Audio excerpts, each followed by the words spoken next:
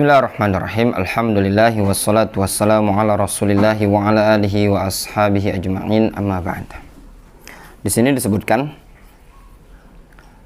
pada halaman ke-19 kita masuk pada bab ad-dhamm.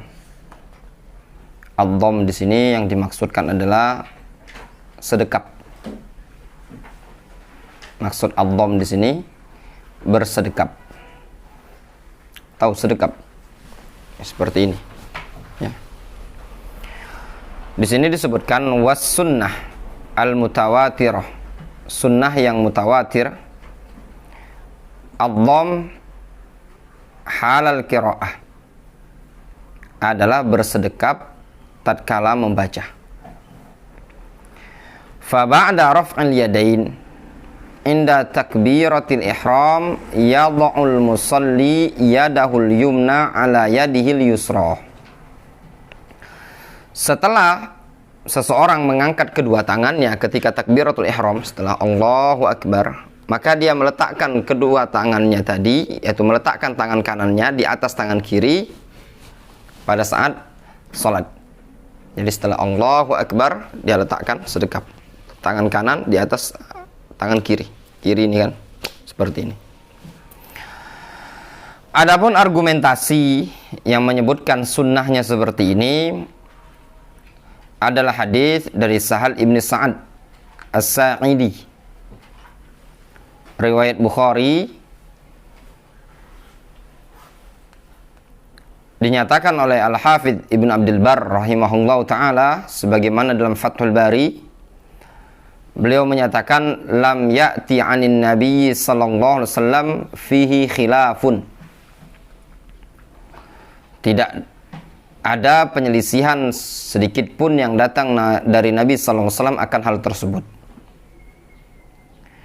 Wa huwa qaulul jumhur minas sahabati wat tabi'in, dan itu adalah pendapat jumhur dari kalangan sahabat dan juga para tabi'in yang mereka menyebutkan bahwasannya setelah takbiratul ihram maka yang disunnahkan adalah meletakkan tangan kanan di atas tangan kiri, yaitu yang dikenal dengan istilah sedekap. Walaupun masalah ini ada khilaf di kalangan para ulama secara haqiqah fi kutubil fiqh, ada khilaf, ada yang menyatakan tidak perlu sedekap tapi lurus saja, yang dikenal dengan istilah irsal.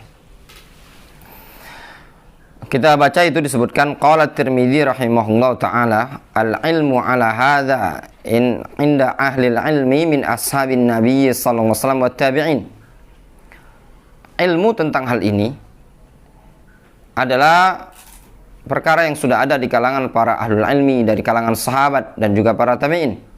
Wa man ba'dahum, dan orang-orang yang setelah mereka, setelah sahabat, setelah tabi'in, setelah atba'ut tabi'in, yarawna ayyadha ar-rajulu yaminahu ala shimalihi fi shalah. Mereka berpendapat seseorang itu meletakkan tangan kanannya di atas tangan kiri ketika salat. Wa qala Ibnu Rajab rahimahullahu taala fi Fathul Bari, berkata Ibnu Rajab dalam Fathul Bari, wa huwa qaulu amatil fuqaha'i minal amsar, dan itu adalah pendapat mayoritas ahli fikih dari segala macam penjuru dunia. Minhum As-Sawri, Sufyan As-Sawri, wa Abu Hanifah, wal Hasan ibn Saleh ibn Hay, wa Syafi'i, al-Imam Asy-Syafi'i, wa Ahmad ibn Hanbal, wa Ishaq ibn Rahawai, wa Abu Ubaid Al-Qasim ibn Salam, wa Abu Thawr, wa ghairuhum, dan yang selain mereka. Selesai penukilan dari Al-Hafidh Ibnu Rajab dalam kitab Fathul Bari Syarah Sahih Bukhari karya Ibnu Rajab. Fathul Bari ada dua ya, ada Fathul Bari karya Ibnu Rajab, ada Fathul Bari karya Al-Imam Al-Hafidh Ibnu Hajar. Qala al-ulama al-hikmah fi hadhil hay'a annahu sifatus sa'il adz-dzalil. Para ulama menyebutkan hikmah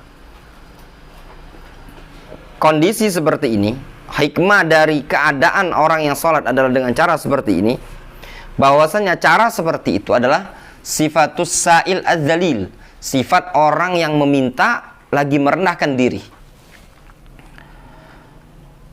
wa huwa amna minal abathi wa aqrabu minal khusyu' atau ilal khusyu'. Tindakan tersebut lebih mencegah atau menghalangi dari hal yang sia-sia karena dia fokus di sini. Menghalangi dari tindakan yang tidak ada faedah.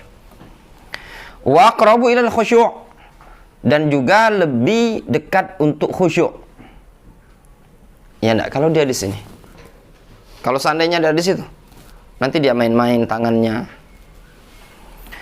Wa ka'annal Bukhari lahidha dzalika faqibahu bi babil khusyu'. Disebutkan nampaknya Al-Imam Al-Bukhari rahimahullah taala memperhatikan hal tersebut. Oleh karenanya beliau menyertakan ya setelah hadis tersebut bibabil khusyuk, dengan bab al khusyuk. Dalam artian beliau membawakan hadis tersebut pada bab apa? Bab al khusyuk ya. Membawakannya di bab al khusyuk. Difahami?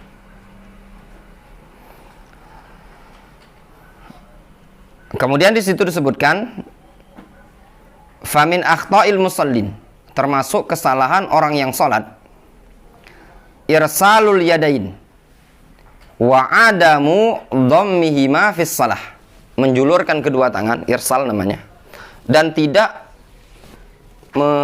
sedekapkannya ketika salat. Kalau sekarang ini ya, biasanya kalau yang seperti itu kebanyakan dari orang-orang Syiah yang ada di Yaman dan di luar Yaman, di Irak atau di Iran.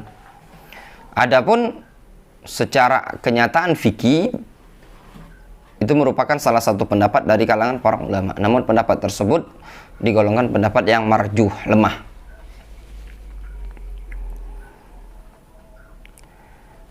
Yang kedua, min akhta'i al-musallin irsalul yadain ba'da raf'i fi takbiratil ihram.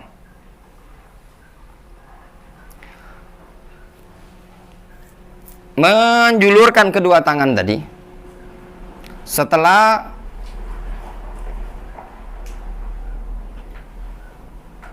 mengangkat kedua tangan pada saat takbiratul ihram. Tsumma dhammuhuma ila sadar, kemudian barulah disedekapkan ke dada. Faham gambarannya? Yang kedua ini tadi. Jadi dia gini. Kalau yang pertama tadi dia langsung Allahu Akbar, langsung gini. Ya. Kalau yang kedua ini dia Allahu Akbar, dia gini, sudahnya baru gini. Itu juga kesalahan. Terus yang mana yang tepat? Setelah Allahu Akbar dia langsung seperti ini, sedekap. Difahami? Jadi tanpa irsal.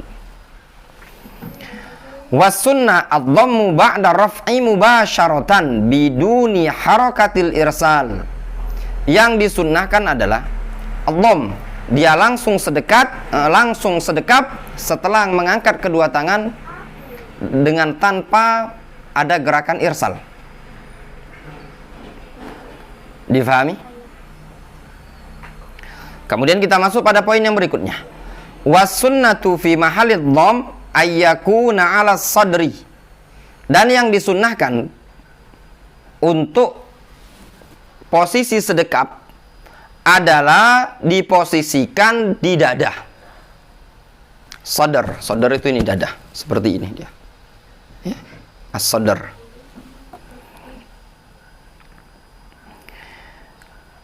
Disebutkan di situ faedah. Kenapa di dada? Di zahiril adillah, berdasarkan zahir dalil-dalil yang ada. Fawad'ul yadil yumna 'ala dzira' al-yusra kama fi hadits Sa'al. Maka meletakkan tangan kanan di atas lengan kiri sebagaimana dalam hadis Sa'al, yakunu 'ala sadar, yaitu ada di atas dada. Au qariban minhu, atau mendekati dada. Jadi di dada atau dekat dada, intinya sekitar dada. Wahwal aslu, dan itulah yang asal. Inda muhadzatil wada' lil mirfaqain, itulah yang asal tatkala disejajarkan peletakan dengan siku. Ya enggak? Kira-kira kalau kita meletakkan ini sejajar, ya. Seperti ini kan jadinya dengan siku rata dia kan? Ya enggak? Ya enggak? Kalau gini berarti kan enggak rata dengan siku kan? Ya enggak? Ya. Atau kalau gini misalkan, enggak rata juga dengan siku kan? Wa kadzalika wad'ul yumna 'ala yadil yusra. Demikian juga meletakkan tangan kanan di atas tangan kiri. Wa 'ala rusghi was-sa'id. Dan juga diletakkan di atas pergelangan dan juga lengan. Jadi gini, diletakkan di mana? Jadi tangan ini ada yang terletak di sini, ada yang di sini, ya enggak? Sehingga seperti ini dia kan.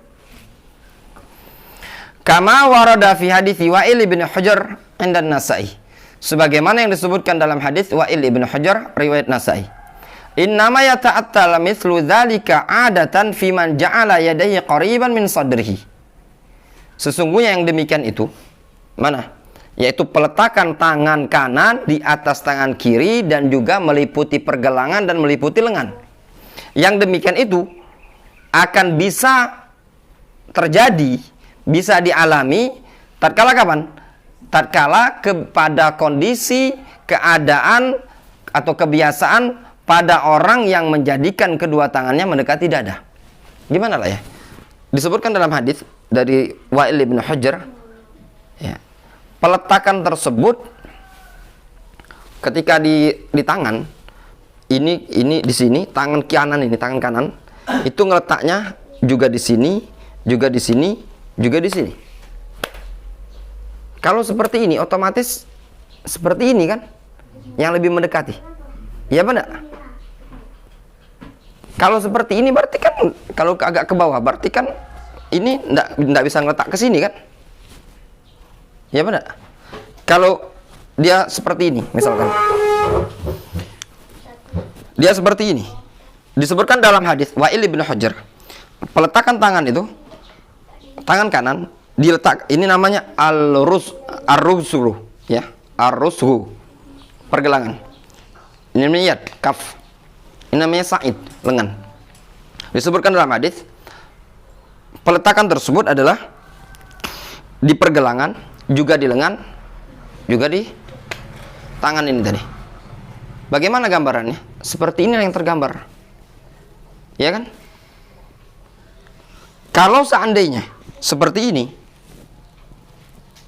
berarti kan di sini enggak kena kan? Atau kalau seperti ini, berarti yang di sini juga enggak kena kan? Itu tadi.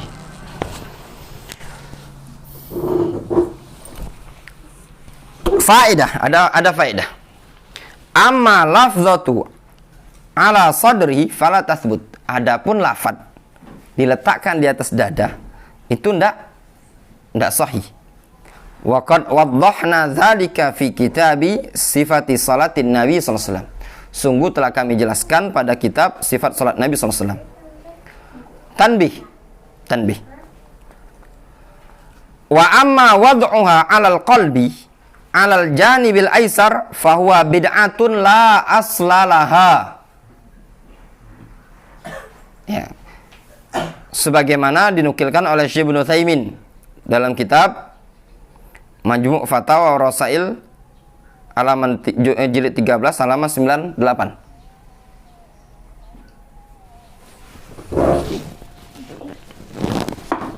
Kata Syekh Ibnu Utsaimin, adapun meletakkannya di bagian hati pada sisi sebelah kiri, fahiya bid'atun la aslalaha. Itu adalah bid'ah, tidak ada asalnya.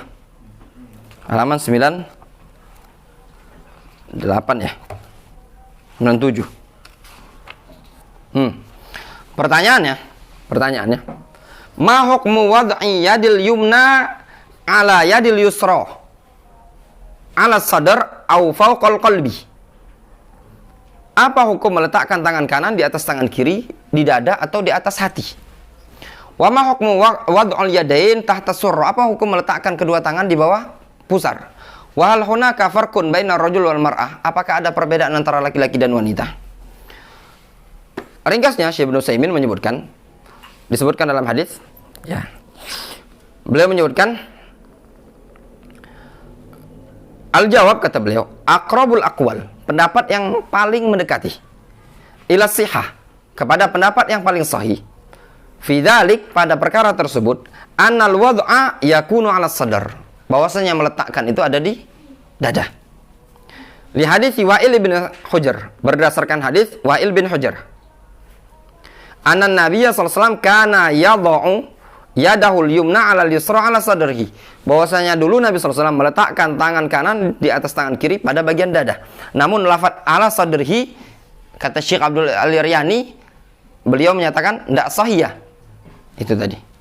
Dalam artian mungkin syad pandangan beliau. Wal hadis, kata Syekh Ibnu Utsaimin, wal hadis wa in kana fi syai'un min ad-dha'fi, akan tetap walaupun hadis ini meskipun ada sesuatu kelemahan padanya. Berarti jelas ya? Syekh Utsaimin juga menyatakan ada kelemahan. Lakinnahu aqrab min ghairi ila sihah. Akan tetapi hadis ini lebih mendekati kesahihan dibandingkan hadis yang lain.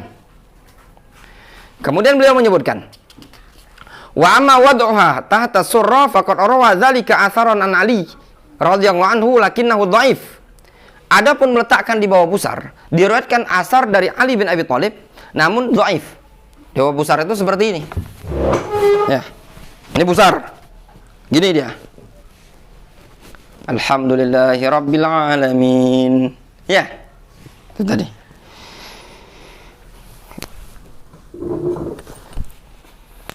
Kemudian beliau menyatakan, wa amma wad'uha 'alal qalbi 'alal janibil aisar fa huwa bid'atun la aslalah. Adapun meletakkannya pada di atas hati, atau pada hati di sisi sebelah kiri, fa huwa bid'atun la aslalah. Itu bid'ah yang tidak ada asalnya. Ini hati ya. Sini apa? Lambung. Ini jantung. Jantung di sini lah. Sini hati ya mungkin. Kiri hati ya. Gini. Menekan syaiton katanya tadi. Kalau di sini, syaiton itu tertekan. Gini. Ada lagi ngomong apa kalau di sebelah sini? Untuk perang-perang. Memang tahu dia kalau goloknya Rasul. Memang Rasul megang golok di sebelah kiri atau bukan di belakang. Ya enggak? Kita kan enggak tahu, enggak disebutkan. Katanya persiapan untuk perang di sini. Ya pada. Intinya Syekh Ibnu Utsaimin menyatakan bid'atun la aslalaha, merupakan kebid'ahan yang tidak ada asal, tidak ada dalil. Ya, wallahu taala a'lamu bissawab. Kemudian disebutkan di sini, wa min akhta'il musallin fi mahallid dham, termasuk kesalahan orang yang salat pada saat sedekap ini adalah dhammul yadain tahta surrah, yaitu menyedekapkan kedua tangan di bawah pusar. Tadi yang gambarannya, meletakkan kedua tangannya di bawah pusar. Kemudian yang kedua, dhammuha 'ala surrah, atau di atas pusar. Ini pusar seperti ini, juga salah. Ya. Kemudian yang ketiga, dhammuhuma fawqa surrah, atau di atas di sini. Ini pusar berarti di atas gini, di perut. Nah, dhammuhuma 'alal qalb, atau di bagian hati, atau dhammuhuma tahta dzaqan, atau sampai ke bawah dagu. Nah, ini juga. Ya Allah, kadang sebagian ikhwan ya. Nah, karena sebagian ikhwan sampai ini tahta dzaqan ya, dalam artian Allahu Akbar sampai gini. Saronian sampai di bawah dagu. Ya enggak? Ini namanya turquwah. Ya seperti ini. Alhamdulillahirabbil alamin arrahmanirrahim. Ya enggak? Yang ngomong salah tadi bukan kita. Kita cuma nukil. Ya enggak? Yang jelasnya yang dibahas oleh para ulama akrob, yang paling akrob kata Syekh Ibnu Utsaimin, beliau menyebutkan apa? Di dada. Difahami? Apalagi dipertegas dari hadis Wa'il ibn Hujr tadi, peletakannya adalah ketika itu tangan diletakkan juga di bagian rushu, ini pergelangan, juga as-sa'id, lengan, juga telapak. Kalau bisa kena seperti ini, semuanya harus kena, kemungkinan terbesar adalah yang mendekati adalah seperti ini kan, qarib ala sadar, mendekati dada. Ya seperti inilah gambaran. Ya enggak? Supaya kena, atau mungkin seperti ini, supaya kena. Ya, atau seperti inilah. Intinya di bagian dada ini tadi, supaya kena semuanya. Adapun kalau terlalu tinggi seperti ini, atau yang seperti ini, atau yang seperti ini, atau yang seperti ini tadi, itu semua pendapat-pendapat yang lemah, ya. Di sini disebutkan pada poin ke-20 ya, kelanjutan dari poin sedekap yang kita sebutkan kemarin, pembahasan dhom. Pada poin ke-21 di sini disebutkan wasunnah fil dhom, perkara yang disunnahkan ketika bersedekap, ketika menyedekapkan kedua tangan. Ayyakuna ala sifatin min salati sifatin sabitah, yaitu hendaknya dengan cara salah satu dari 3 sifat yang sabit dari Nabi SAW. Mananya bisa dengan salah satu cara dari 3 cara.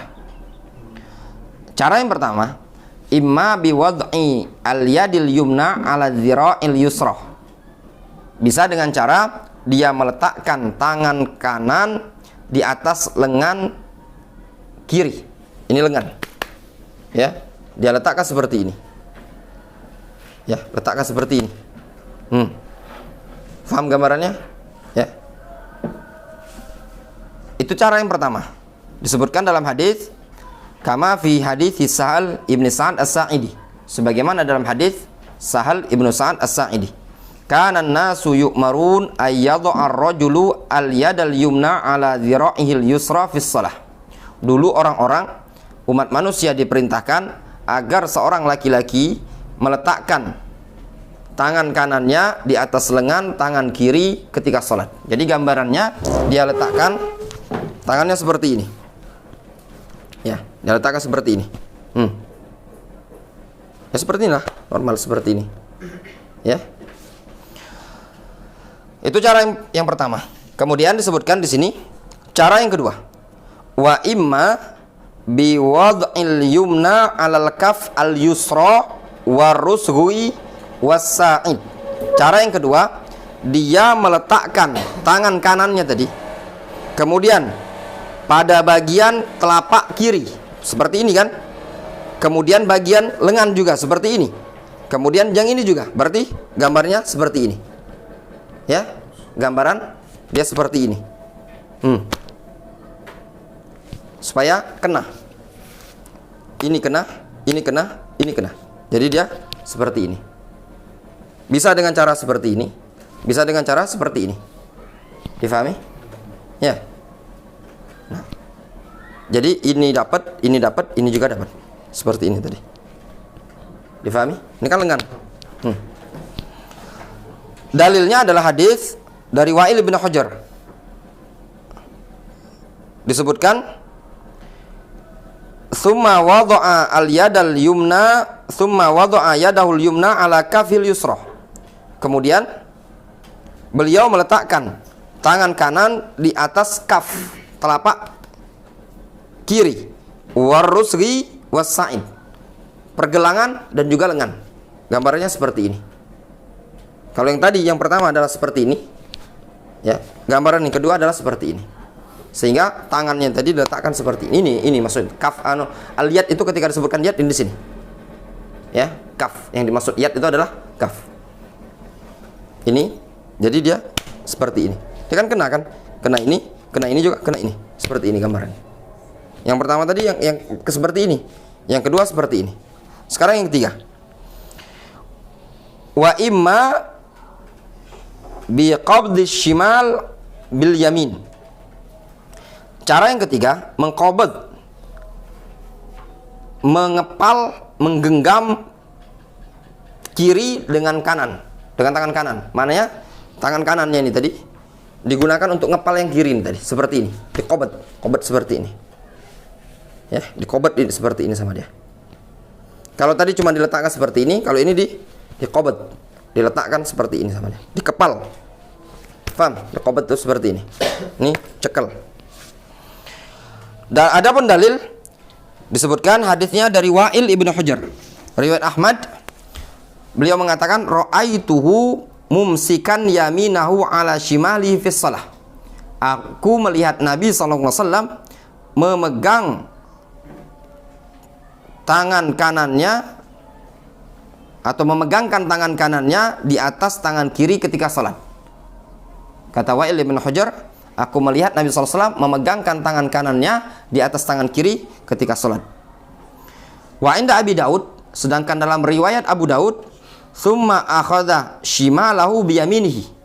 Kemudian Rasul memegang kirinya dengan tangan kanan. Hadis disahihkan oleh Syekh Muqbil. Difahami? Jadi ada 3 cara. Cara pertama seperti ini. Ya. Tangan ini telapak tangan diletakkan di mana? Zira'. Zira' itu ini. Cara yang kedua seperti ini. Cara yang ketiga seperti ini, dikobot sama dia. Sebenarnya ada cara keempat yang diambil oleh Abu Hanifah, yaitu dengan cara seperti ini. 3 jari ditempelkan seperti ini, kemudian dikobot seperti ini. Tapi cara seperti ini itu dikatakan oleh Syekh Al-Albani rahimahullah taala tidak ada dalilnya. Namun itu penggabungan dari sekian hadis.